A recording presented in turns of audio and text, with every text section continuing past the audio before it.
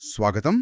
ఈరోజు మనం ఏదైనా వస్తువు గాని, సేవ గాని తయారు కావాలంటే అసలు ఏం కావాలి? ఆ ప్రాథమిక అవసరాలేంటి? వాటి గురించి కొంచెం లోతుగా చూద్దాం. నమస్కారం. దీనికోసం మనం పాలంపూర్ అనే ఒక ఊహాజనిత గ్రామం కథను తీసుకుంటున్నాం. ఇది ఒక ఆర్థిక శాస్త్ర పాఠ్యపుస్తకంలో ఉంది కదా. అవునండి.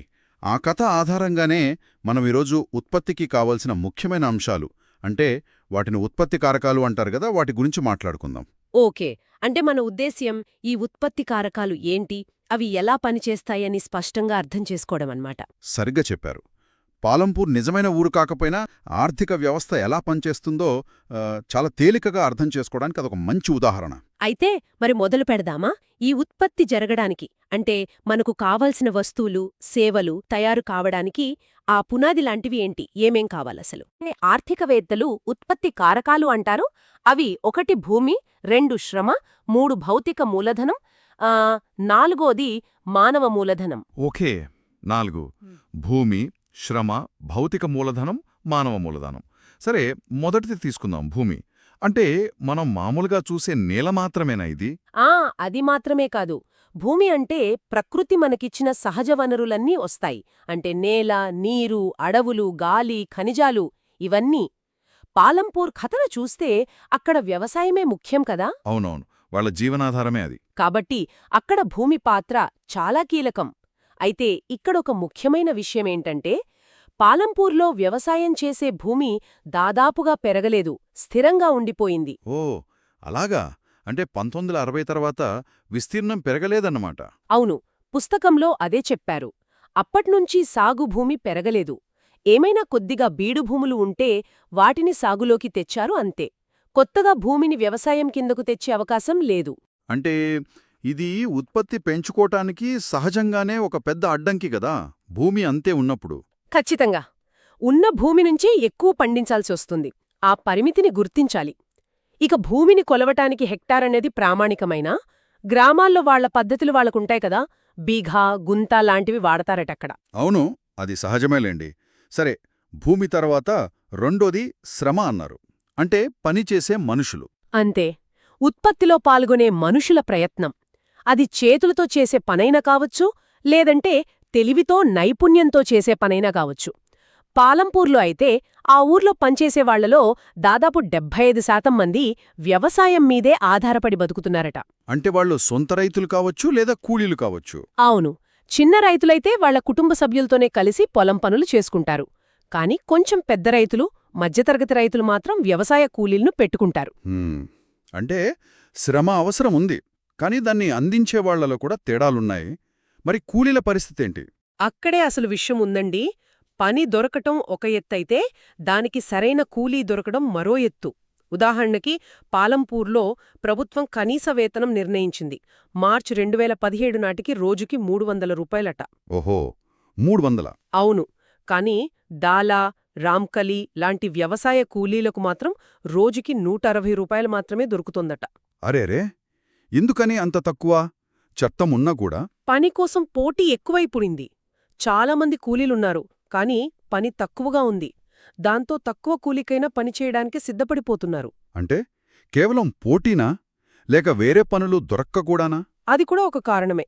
గ్రామీణ ప్రాంతాల్లో వ్యవసాయం కాకుండా వేరే పనులు, ఉపాధి అవకాశాలు చాలా తక్కువగా ఉంటాయి కదా. అందుకే చాలామంది పనికోసం వేరే ఊర్లకు, నగరాలకు వలస వెళ్తుంటారని కూడా ఆ పుస్తకంలో ఉంది. గోసాయిపూర్, మజౌలీ లాంటి గ్రామాల నుంచి పంజాబ్, హర్యానా, ఢిల్లీ, ముంబై లాంటి చోట్లకు వెళ్తారట. ఇది నిజంగా ఆలోచించాల్సిన విషయమే. సరే, భూమి, శ్రమ చూశాం. ఇక మూడోది భౌతిక మూలధనం. అంటే ఉత్పత్తికి వాడే పరికరాలు, యంత్రాలు, భవనాలు, ముడిసరుకులు, ఇవన్నీనా? అవును. ఉత్పత్తి ప్రక్రియలో ప్రతి దశలోనూ అవసరమయ్యే రకరకాల ఉపకరణాలు అన్నమాట. ఇందులో మళ్ళీ 2 రకాలున్నాయి. అవేంటి? ఒకటి స్థిర మూలధనం, ఫిక్స్డ్ క్యాపిటల్. అంటే మనం ఒకసారి కొంటే చాలా ఏళ్లపాటు ఉత్పత్తికి ఉపయోగపడేవి. రైతు నాగలి నుంచి పెద్ద పెద్ద యంత్రాలు, జనరేటర్లు, టర్బైన్లు, కంప్యూటర్లు, ఫ్యాక్టరీ భవనాలు, ఇవన్నీ. పాలంపూర్ లెక్కలో చూస్తే ట్రాక్టర్లు, పంట నూడ్చే యంత్రాలు, థ్రెషర్లు, ఇంకా కరెంటొచ్చాక వేసిన ట్యూబ్వెల్స్. అవునుగదా, వాటివల్లే నీటిపారుదల బాగా పెరిగింది అన్నారు. ఖచ్చితంగా. ఆ ట్యూబ్వెల్స్ అనేవి చాలా ముఖ్యమైన స్థిర మూలధనం అక్కడ. 1970ల మధ్యకే ఊరంతా నీటిపారుదల వచ్చిందంటే కారణం అవే. ఉత్పత్తి బాగా పెరిగింది కూడా. సరే, ఇది స్థిర మూలధనం. మరి రెండో రకం? రెండోది నిర్వహణ మూలధనం, వర్కింగ్ క్యాపిటల్. ఇవి ఉత్పత్తి జరుగుతున్నప్పుడు వాడేసేవి అన్మాట. ముడి పదార్థాలు, చేతిలో ఉండే డబ్బు. ఉదాహరణకు బట్టలు నేసేవాళ్లకు నూలు, కుండలు చేసేవాళ్లకి మట్టి. రైతుకైతే విత్తనాలు, ఎరువులు. విత్తనాలు, ఎరువులు, పురుగుమందులు, ఇవన్నీ ముడి పదార్థాలు. వీటితో పాటు కూలీలకు జీతాలివ్వడానికి, చిన్న చిన్న వస్తువులు కొనడానికి చేతిలో ఎప్పుడూ కొంత డబ్బు అవసరం కదా, అది కూడా నిర్వహణ మూలధనమే. పాలంపూర్ కథలో సవిత అనే చిన్న రైతుంది కదా, ఆమెకు విత్తనాలు, ఎరువులు కొనడానికి, ట్రాక్టర్ అద్దెకి, నీటిపారుదల ఖర్చులకి, ఇలా అన్నిటికీ కలిపి కనీసం 3,000 రూపాయలు కావాల్సొచ్చిందట. అదంతా నిర్వహణ మూలధనమే అనమాట. అవును, ఈ రెండింటి మధ్య తేడా ముఖ్యం. స్థిర మూలధనం లాంగ్ జాయ్ ఉంటుంది, నిర్వహణ మూలధనం ప్రతి పంటకి ప్రతిసారి కావాలి, ఖర్చయిపోతుంది. ముఖ్యంగా ఈ ఆధునిక వ్యవసాయ పద్ధతులు వచ్చాక, అంటే ఎక్కువ దిగుబడినిచ్చే విత్తనాలు, హెచ్వీవి, రసాయన ఎరువులు, పురుగుమందులు వాడటం మొదలుపెట్టాక ఈ నిర్వహణ మూలధనం అవసరం బాగా పెరిగిపోయింది. దానివల్లే సవిత లాంటి చిన్న రైతులు ఇబ్బంది పడుతున్నారు. వాళ్ల దగ్గర సొంతంగా డబ్బులు, పొదుపు ఉండవు గదా. అదే సమస్య.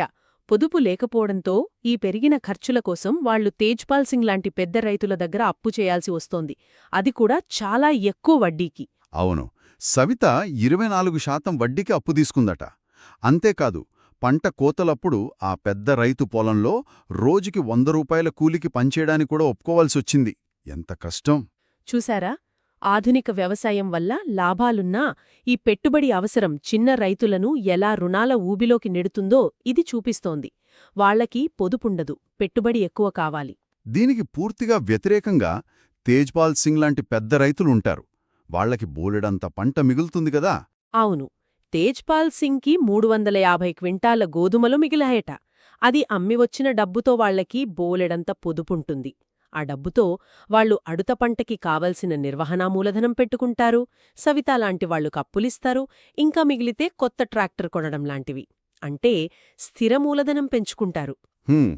దీనివల్ల ఊర్లో ఉన్నోళ్లు లేనోళ్ల మధ్య దూరం ఇంకా పెరుగుతుందన్నమాట. సరే, భూమి, శ్రమ, భౌతిక మూలధనం, ఈ మూడింటినీ కలిపి ఉపయోగపడేలా మార్చడానికి ఇంకేదో కావాలి కదా. అదే నాలుగోది, మానవ మూలధనం. అంటే జ్ఞానం, నైపుణ్యం లాంటివా? ఖచ్చితంగా. ఇది చాలా చాలా ముఖ్యం. మీ దగ్గర భూమి ఉండొచ్చు, పనిచేసేవాళ్లుండొచ్చు, యంత్రాలుండొచ్చు. కాని వాటన్నింటినీ కలిపి సరిగ్గా ఉపయోగించి లాభదాయకంగా ఒక వస్తువునో సేవనో తయారు చెయ్యాలంటే దానికి తెలివి, నైపుణ్యం, అనుభవం, ధైర్యం కావాలి. దీన్నే మానవ మూలధనం అంటారు.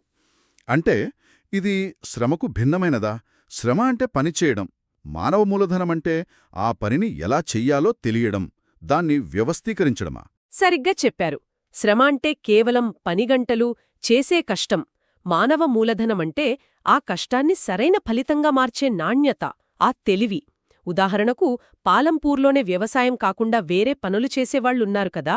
మిశ్రీలాలనే అతను చెరుకు కొని ఒక యంత్రం సాయంతో బెల్లం తయారుచేసి అమ్ముతాడట. అవును, ఇంతకుముందు ఎద్దులతో చేసేవాడట కదా. అవును, ఇక్కడ చూడండి, చెరుకు ముడి పదార్థం, యంత్రం స్థిర మూలధనం, పనిచేసేవాళ్లు శ్రమ. కాని అసలీ బెల్లం వ్యాపారం చెయ్యాలనే ఆలోచన రావడం, దాన్ని మొదలుపెట్టడం, నడపడం, ఇదంతా మిశ్రీలాల్ తెలివి, అతని మానవ మూలధనం. అలాగే కరీం అని ఇంకొకతను ఊర్లో పిల్లలు టౌన్కి కంప్యూటర్ క్లాసులకు వెళ్తున్నారని చూసి తనే ఊర్లో కంప్యూటర్ ట్రైనింగ్ సెంటర్ పెట్టాడు కదా. నేర్పించడానికి 2 మహిళలు, శ్రమ కావాలి. కాని అంతకంటే ముందు ఆ అవసరాన్ని గుర్తించడం, నేనీ వ్యాపారం చెయ్యగలను అని ధైర్యం చేయడం, దానికి కావలసినవి సమకూర్చుకోవడం, దాన్ని నడపడం, ఈ వ్యవస్థాపక నైపుణ్యాలే అతని మానవ మూలధనం. ఇది లేకపోతే వనరులున్నా ఉపయోగముండదు. అంటే మొత్తంగా చూస్తే ఉత్పత్తికి ఈ 4 భూమి, శ్రమ, భౌతిక మూలధనం, ఇంకా వీటన్నిటిని కలిపే మానవ మూలధనం ఖచ్చితంగా కావాలి. వీటినే ఉత్పత్తి కారకాలు అంటున్నాం. అంతే.